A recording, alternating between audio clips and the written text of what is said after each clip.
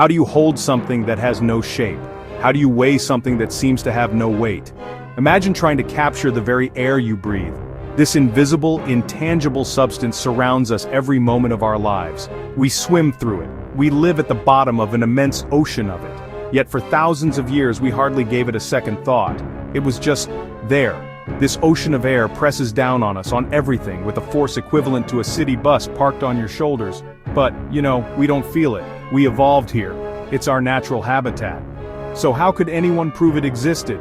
This was the grand puzzle of the 17th century. Miners complained their pumps couldn't lift water higher than about 10 meters, 34 feet. The greatest minds of the age were baffled. Evangelista Torricelli was born in 1608 in Faenza, Italy, a city known more for its pottery than its physicists. His beginnings were modest. His father was a textile worker, but from a young age it was clear his mind was woven from a different cloth. He saw the world in numbers and shapes. He possessed a ravenous curiosity that couldn't be satisfied by the world immediately around him. Recognizing his talent, his parents sent him to be educated by his uncle, a monk, who saw the spark of genius in the young boy. This was his first step on a journey from quiet cloisters to the epicenter of the scientific world. He was eventually sent to Rome to study under Benedetto Castelli, a brilliant mathematician and former student of Galileo. Here, in the vibrant intellectual heart of Italy, Torricelli blossomed. He devoured the works of the ancients, Archimedes, Ptolemy, but was captivated by the new science. He read Galileo's dialogue and was electrified. It was a call to arms for a new way of thinking, through reason, mathematics, and observation. His brilliance did not go unnoticed. He wrote a treatise on mechanics that so impressed Galileo that Galileo invited him to Florence to serve as his assistant and companion. Why did water stop rising at 34 feet? If nature hated a vacuum, why did it suddenly give up at that point? The prevailing wisdom from Aristotle was, nature abhors a vacuum. But there was a glaring hole in that explanation. Torricelli reasoned, if an ocean of air was pressing down on the world, its weight must be what pushed water up a pump's pipe. The pump created a space of lower pressure, and the heavier outside air pushed the water up to fill it. The water stopped at 34 feet because it balanced the weight of the air outside. He thought, what if I use a liquid much heavier than water? He chose mercury, quicksilver, about 14 times denser than water. If the air supported water at 34 feet, it should only support a column of mercury about 1/14 the height, roughly 30 inches, 76 centimeters. He took a glass tube, about a meter long and sealed at one end. He filled it to the brim with mercury. This was tricky and dangerous. Mercury is toxic. Then, placing a finger over the open end, he inverted the tube and submerged it into a dish of mercury. He removed his finger. The mercury column fell, but it didn't fall completely. It stopped at roughly 76 centimeters. Above the shimmering silver liquid was a space, an empty space, a vacuum. Torricelli had bottled the void and measured the weight of the atmosphere. The success of his experiment in 1643 sent shockwaves through the scientific community. He had not just invented an instrument, he had shattered a 2,000-year-old philosophical belief. Torricelli noticed the mercury column fluctuated day to day. He deduced the weight of the atmosphere itself must be changing. This meant the weather was connected to the pressure of the air. High pressure rose, low pressure fell. He had invented the world's first weather forecasting tool. He proposed a test. Take the barometer up a mountain. The column should fall as altitude increased. While Torricelli never did it himself, Blaise Pascal later had a barometer hauled up the Puy de Dôme, and the mercury fell, just as predicted. The evidence was undeniable. Torricelli's vision had been vindicated. The age of atmospheric science had begun.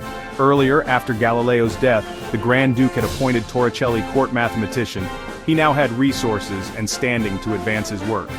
Now it's your turn to join the conversation. What do you think was his most brilliant insight? The use of mercury, the altitude prediction? Let us know in the comments, and don't forget to like, comment, subscribe, and join our community of science enthusiasts to explore more stories like this.